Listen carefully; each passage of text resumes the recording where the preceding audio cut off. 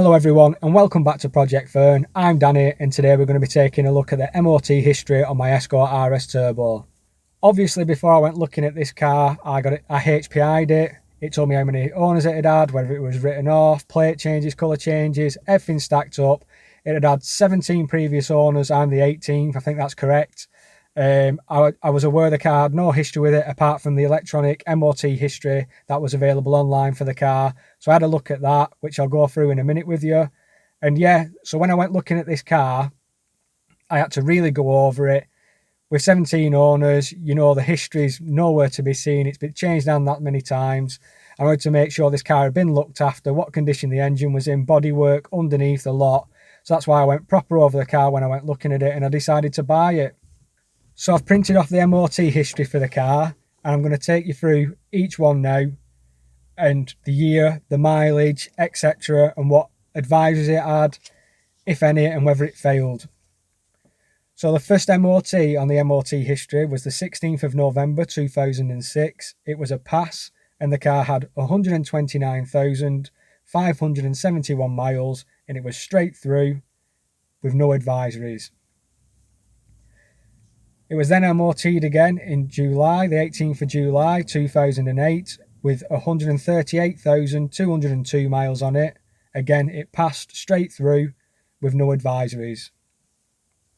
In June 2010, with 138,321 miles on it, it passed again, straight through, no advisories. Now, on the 4th of June 2011, the car had its instrument panel replaced, its instrument cluster, so the mileage went back. So it's all available to see on the history. I'm aware of that. So yeah, they put a new instrument cluster in this car, so the mileage has now gone back to 110,000 miles. It went straight through that MOT, and that the mileage of the car is now 110,050 miles. So there's actually best part of 28,000 miles difference between what it now says on the car and what the actual mileage is. So it's saying it's done 120,000 miles. It's done best part of 148 really. You wouldn't ever tell looking at the car. The engine's been rebuilt, etc. But yeah, it's all here to see on the history. I was aware of it before I bought the car.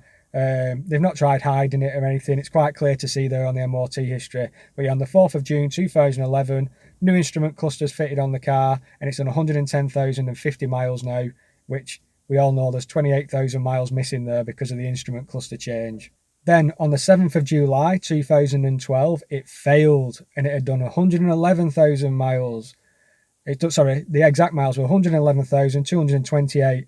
So they'd done just over 1,000 miles between these two MOTs and it had failed on a near side headlamp aimed too high and an offset headlamp aimed too high. So it basically failed off headlight aim, which again, no other advisories for this car. It just failed. It repassed on the same day with the same mileages. So they must have adjusted the headlamps. I don't know why places do that, if I'm being honest. Surely they could just correct them quickly while they were doing the test. But anyway, each to their own. The next MOT was the 22nd of June 2013. The car's now covered another 6,000 miles and it's done 117,554 miles. The car has gone straight through past. The advisories are all underside wax coated and there's also an oil leak.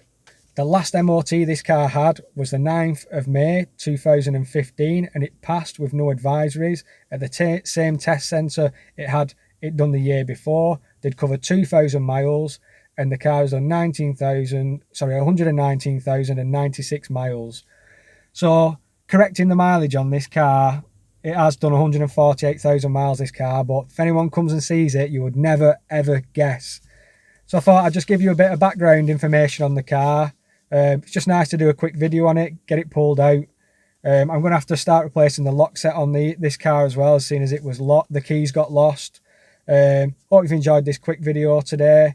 Fingers crossed next week when it goes in for its MOT, it passes with flying colours. If not, it gives us something to work on, which will be enjoyable anyway, something to get stuck into on the car, seeing as it's just been set up. For all you people who watch who are not subscribed, please hit the subscribe button. I've got a variation of cars really. I've got the Berlingo, the Astra, the Saxo, which I need to crack on with as well, and I've got the Turbo. Trying to keep the content a little bit more consistent. It's hard, you know. Videos comes in blips really, where I can get stuck into it for quite a bit. But yeah, try and hit the subscribe button if you can. Hit the like button if you enjoyed this quick informative video today. And any comments, put them in the comment section below. I always try and reply to them all. I think I actually do reply to them all. Bit of a geek with stuff like that. But yeah, thanks for watching, and I'll see you in the next video.